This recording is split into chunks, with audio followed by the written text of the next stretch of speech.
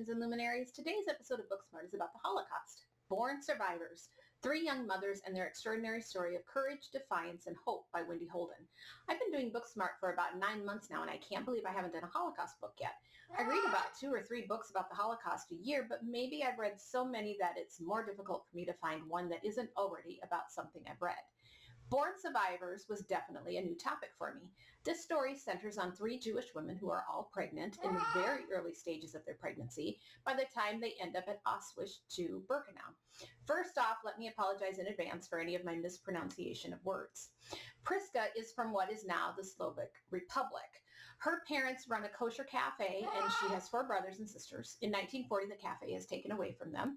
Priska is a teacher and privately tutors, so despite Hitler's rules and strict laws against Jews, she is living relatively comfortably at this point in time. She meets a journalist named Tibor, and they marry. Their story is a delightful love story despite the state they are living in. She becomes pregnant but then loses the baby.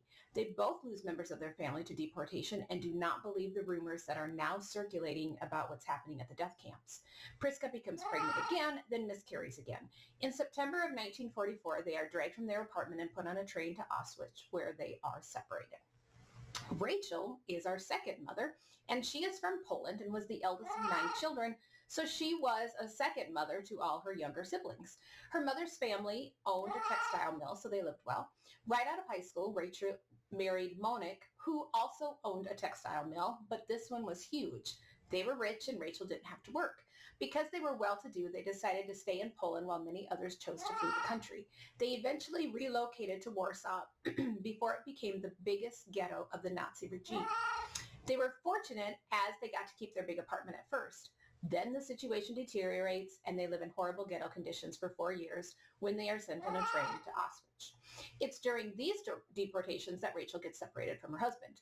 And the third mother is Anka, and she is born in the Czech Republic. She is the youngest of 4 children. Her family owned a leather factory. She chose to stay rather than flee the country after she meets Bernard, who was an architect and an interior designer. After a whirlwind romance, they marry in 1940.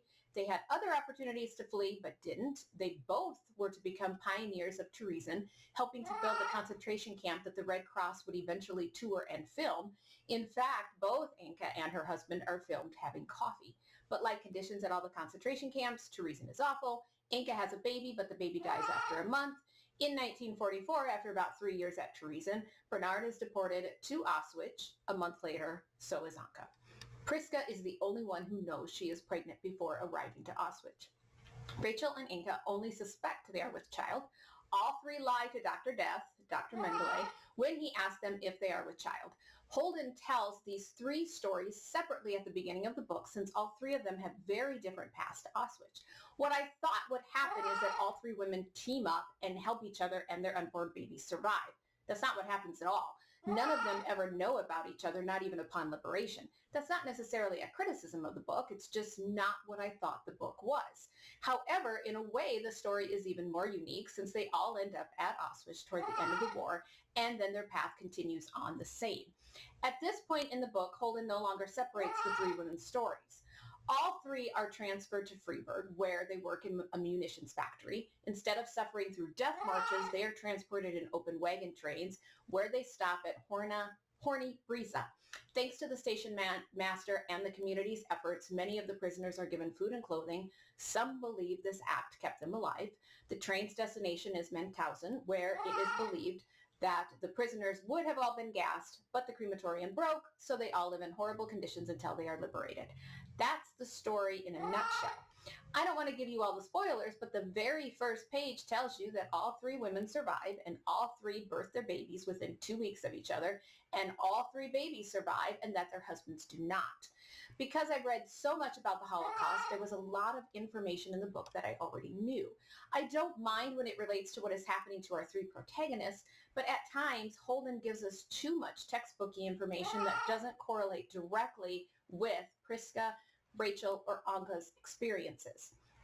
It pulls me out of the story. However, if someone is not very familiar with the Holocaust and the horrible details that happened, or how such an atrocity was allowed to happen, then the information Holden gives the reader is necessary, and she does a good job at summarizing incredibly complex issues and atrocities for a reader to understand what is happening. I suppose it is an author's dilemma, especially when writing about real people in real times that you yourself haven't experienced, and then finding the right balance of narrative and historical information for all your readers.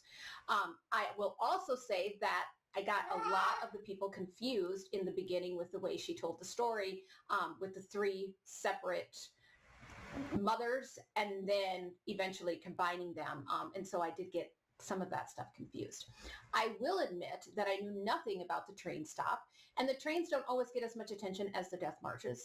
The pregnant mother's path was a very unique one indeed, one that I appreciated reading about. The one thing I felt a little disappointed in was that the pregnancies didn't always seem to get the attention I was hoping for, because it truly is a miracle that all three women carried their babies to term, and that all babies were born alive, and that there were no childbirth complications. These were filthy, disgusting conditions, not to mention the women didn't rest, didn't eat, were exposed to lice and scabies and any number of infectious diseases that could have killed them. We don't always get the intricate details of their pregnancy, but that isn't necessarily Holden's fault. She could only research and interview, and anyone living through that horrible time is not going to readily remember or share or even care about such details, as every single minute was a matter of survival. All three women credit help from others for their survival. I'd like to read the moment of childbirth for each one of the women to give you glimpses into the miracle that can occur in such horror. Priska goes into labor while they are still in Freiburg. And this is a summary of what happened. The child that by all odds should have never survived 9 months in Priska's impoverished womb came out with her little blood-smeared hands screwed up into fists held around her ears. For a moment, even to Priska, they looked like horns. Some of the onlookers became hysterical, and Priska, too, was overwhelmed. Although incredibly relieved to have given birth to a live child after so many dead babies, she'd secretly feared that it might be abnormal or deformed. The baby did seem to have a disproportionately large head, but that was mainly because, at 3.5 pounds, her body was so very small. Once Priska realized that the child had no defects at all, she was overwhelmed that Tibor wasn't able to share her joy, and then petrified of what might happen to her. Up until that moment, her baby had been hidden away, relatively safe inside her belly. Now suddenly she was out, a needy, naked, vulnerable child in a world run by the Nazis. It's so beautiful that she had such fond thoughts of her husband that she held on to that after all she had experienced. Rachel gives birth on the train during the death marches, and her experience, although very different, is very similar. Forced to halt in a vulnerable location and clearly visible from the air, their snaking train ended up caught between Most and Komatuv when the two cities came under major aerial attack on 19th of April. In the middle of that night, in the midst of an air raid, Rachel's water broke. As Allied pilots dropped their deadly cargo and bombs shook the earth far away around, she went into labor. Sprawled onto the feces-covered floor of the wagon in which lay several women who'd recently died, Rachel shivered in her waterlogged blanket. Feeling the contractions ripple through her belly for the first time, she knew that the baby conceived with Monuk in their little room in the Lodz ghetto, what seemed like a lifetime ago, was determined to push its way into the world regardless. Panting, she tightly gripped the arm of her sister Bala as the contractions contorted her body. The guard called for help someone found the Czech doctor who'd helped Priska give birth to Hannah and who ran the infirmary in Freiburg.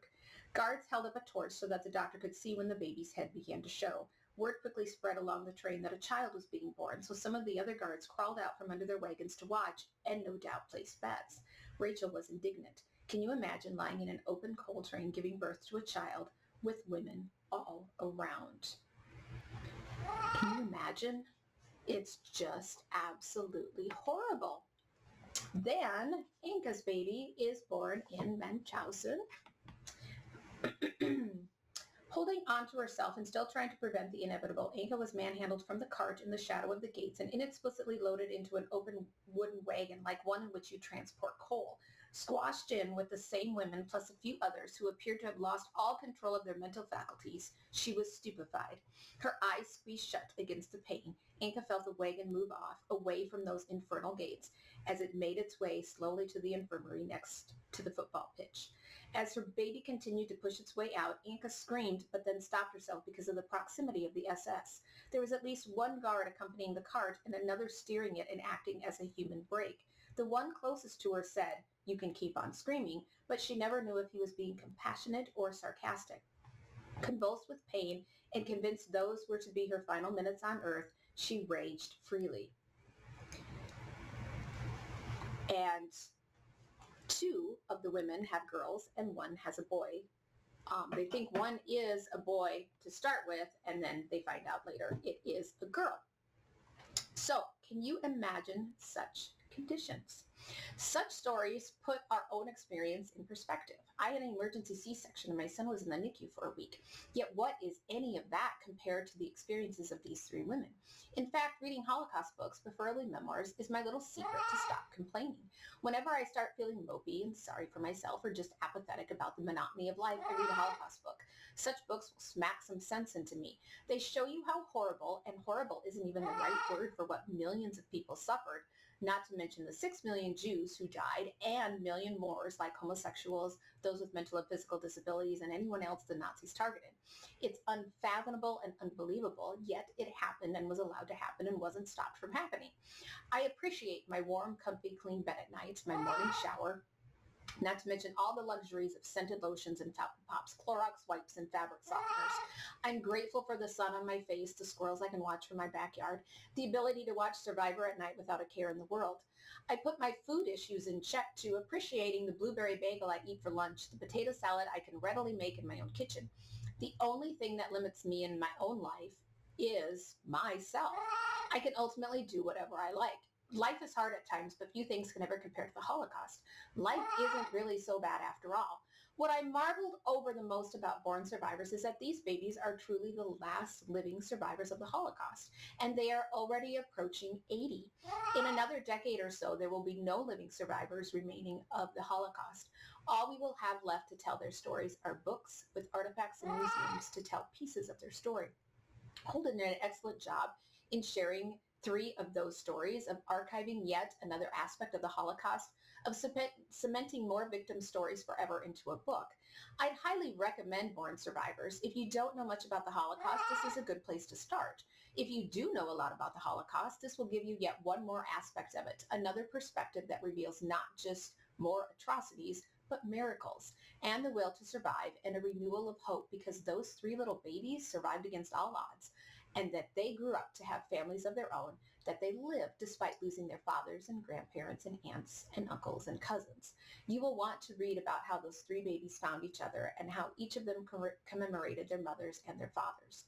And thanks to their stories, we will never forget. Thanks for watching. As always, my goal at Booksmart is to get a little bit smarter, one book at a time.